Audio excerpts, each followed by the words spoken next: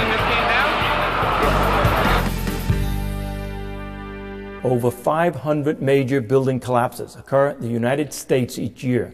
Fires, explosions, earthquakes, hurricanes, tornadoes, construction and demolition accidents collapse buildings, and firefighters respond to each disaster.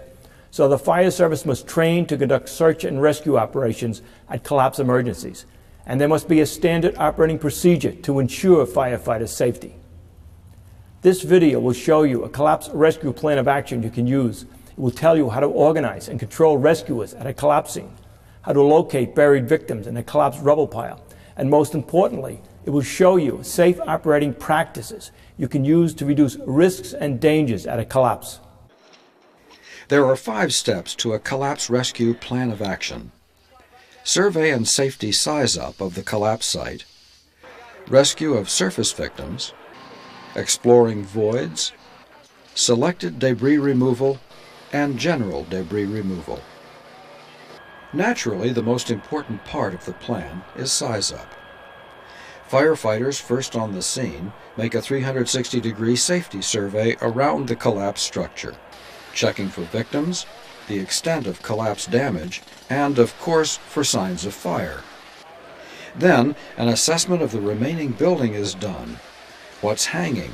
What can fall on rescuers? And how can it be secured or shored up? Next, see if the building has a cellar. The cellar can sometimes be used as access to the first floor to search for buried victims. Later, the cellar must also be searched for victims. One of the most important actions an officer in command of a collapse emergency can do is order the utilities to be shut off. Leaking gas can explode and cause a flash fire. Flames spread rapidly in the rubble of wood and broken furniture. Electricity and broken water pipes present other dangers to buried victims. People surviving the collapse trapped in voids can be electrocuted or drown. Firefighters responding to the scene must be equipped with wrenches and key tools to shut off gas tanks or supply mains, and be prepared to cut off power at the electric panels in cellars or outside the building. The size-up and utility shut-off is often overlooked by firefighters first on the scene, rushing to assist victims calling out for help. The commanding officer must determine if size-up was conducted upon arrival, and if not, have it done immediately. Since utility shut-off takes time, a hose line should be stretched at every collapse by the first arriving firefighters, and any small fires quickly put out. In place of a handheld stream, an aerial platform can be supplied with water and raised above the collapse. At earthquakes or explosions, water mains may be broken, so booster or water tanks should be available. Fireboats can be used when near waterways. Search and removal of surface victims is the second stage of collapse rescue.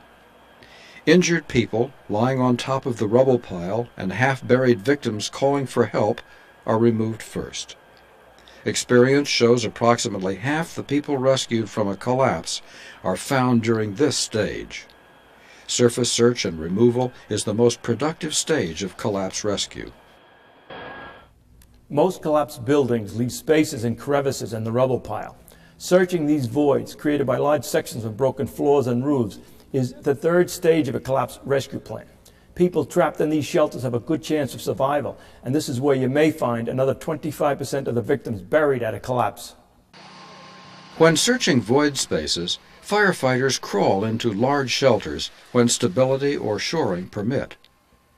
They shine lights and look for injured inside others, and for smaller collapse spaces, they call out and listen for cries of help.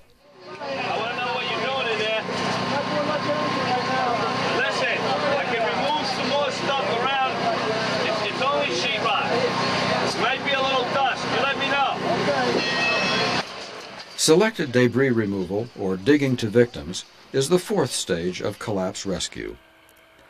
Difficult and time-consuming, firefighters must dig by hand through the wreckage to specific areas, based on reports of where the victims were last seen. This is not a hit-or-miss operation. A fire officer must know how to pinpoint a buried victim's location by analyzing a collapse. To do this, eyewitness accounts of what floor the victim was last seen on are gathered. Next, the victim's location on that floor is determined: front, middle, or rear. Then, the collapse is analyzed because the slope of a collapsed floor can move a buried victim from where he or she was last seen. For example, if a floor collapses beneath a person, a V-shaped collapsed floor might move the buried victim to the center. In other words, the bottom of the V.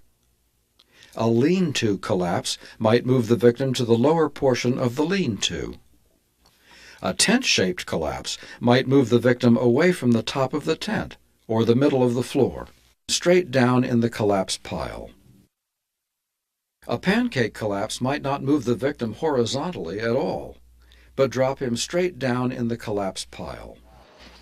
Tunneling and trenching at a collapse can take several hours or days. It is dirty, back-breaking work, but worth it when you dig someone out alive. Oh, don't move. Hold on, bro. Yeah, one or two more pieces.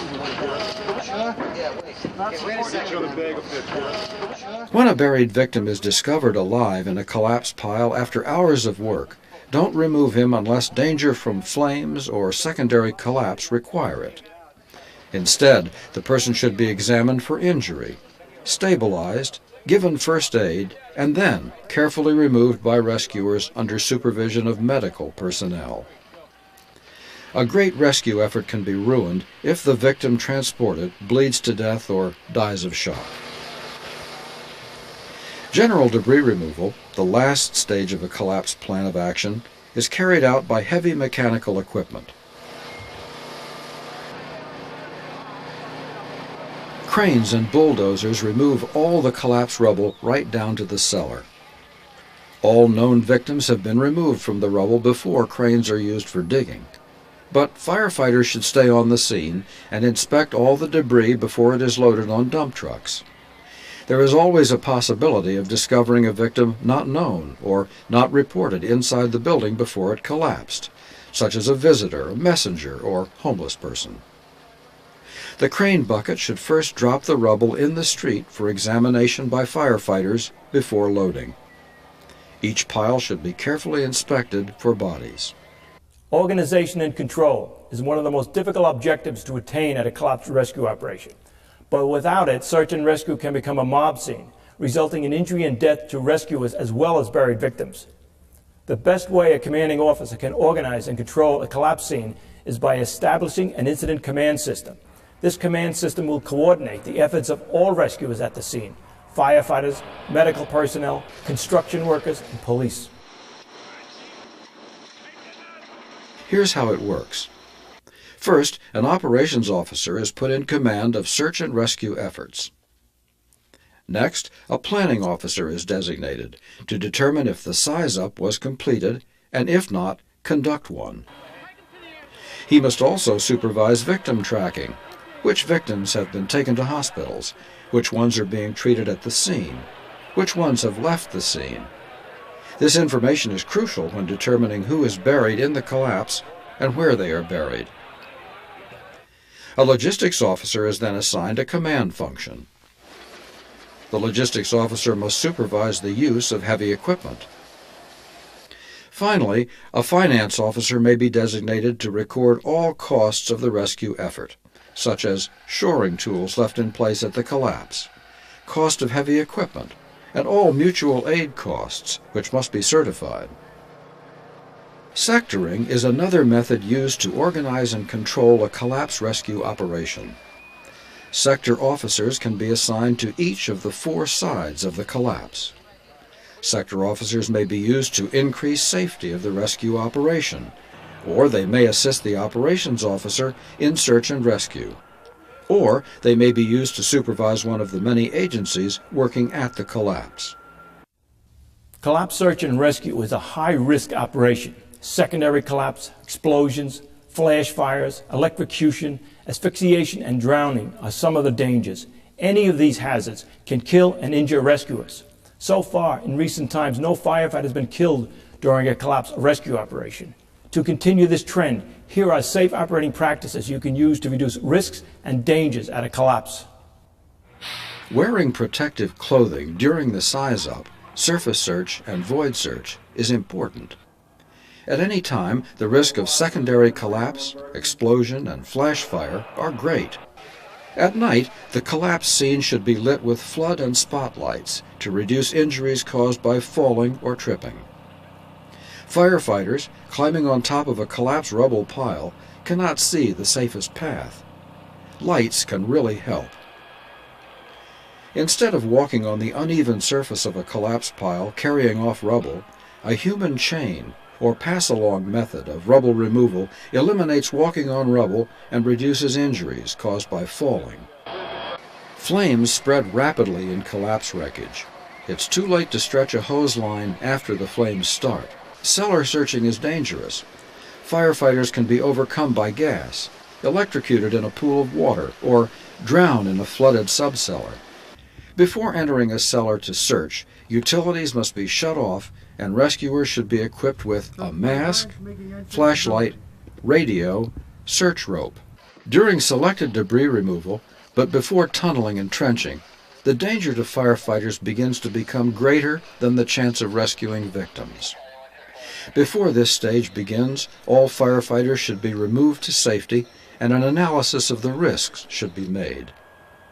All secondary collapse dangers, explosion, and fire hazards must be controlled or eliminated. Buried victims' locations are pinpointed during this interruption, and safe tunneling and trenching strategies are planned. When large objects create a secondary collapse danger, do not pull these objects down. Shore them up instead. If they can't be shored, withdraw rescuers to safety, then remove these objects with mechanical methods. When shoring, do not move or attempt to restore in place the unstable structure.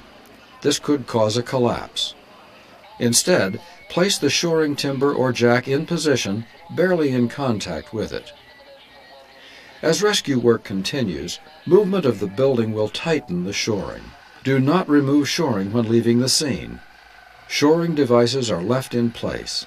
There are two innovations for dealing with a collapse. One is the use of a surveyor's tool called a transit. When directed at a dangerously leaning wall or floor, this tool can detect the slightest shift in the structure. Movement not visible to the human eye can be detected by the transit. The other is a sound-powered phone. The location of buried victims trapped in voids crying out for help can be pinpointed by this sound-sensing device. Now we're going to hear from Ray Downey, Captain of Rescue 2, FDNY's expert on collapse search and rescue. One of the things we've learned at collapse rescue operations is that 3 rescue teams are required for search and rescue. One team will dig into the rubble for buried victims. Another team will survey and shore up above and below the collapse pile. A third rescue team will act as support, bringing tools and equipment to the digging site. In addition, this team will be a standby rescue team in the event of a secondary collapse or explosion that could trap the rescuers. Another thing we've learned is a skillful crane operator can tear a dangerous wall down without causing further injury to buried victims or more work for rescuers digging. And most importantly, when tunneling and trenching for buried victims, never give up hope of finding a victim alive. Okay. Got everything? Okay, Robin. Doing great, sweetheart. A fire department is an emergency service, and we must plan for all types of disasters, even for one we hope will never occur. For example, when fire is the cause of collapse, firefighters are the buried victims. Remember, protection of life is our #1 priority during a collapse rescue, and this includes lives of firefighters. Good luck.